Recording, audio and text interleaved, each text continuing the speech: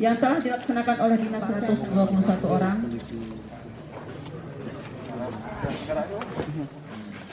Syederalun, Bupati Nagan Raya M. Jamin Idham meresmikan rumah sehat karantina untuk pasien COVID-19 di Desa Blangsape, Sukamakmur, Selasa 14 April 2020.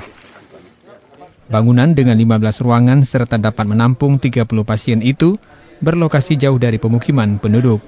Rumah sehat tersebut merupakan bangunan baru yang sebelumnya direncanakan untuk Puskesmas Cotkuta, namun saat ini pelayanan Puskesmas dialihkan ke bangunan lama di Desa Cotkuta.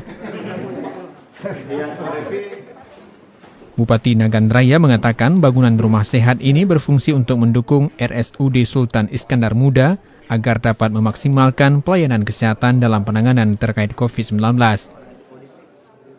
Pemkab Nagan Raya juga telah menyiapkan tenaga medis serta mendatangkan dokter spesialis paru yang ditempatkan untuk kebutuhan rumah sehat karantina. Ini bisa ditempatin oleh memang yang perlu. Nanti mungkin ada saudara-saudara kita yang dari luar, yang ODP, yang mungkin mereka tidak punya tempat tinggal yang layak.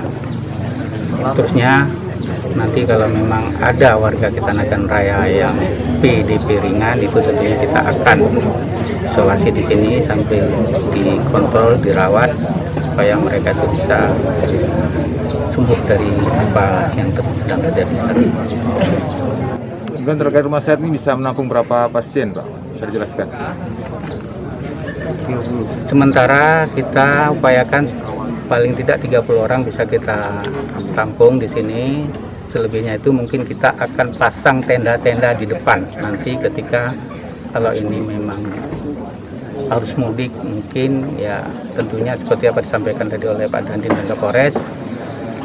Ini kan ada yang pulang dari luar saudara-saudara kita. Kalau memang nanti itu harus diisolasi, kita akan upayakan kita terima. Dari Sukamakmur, Rizwan, Serambi On TV.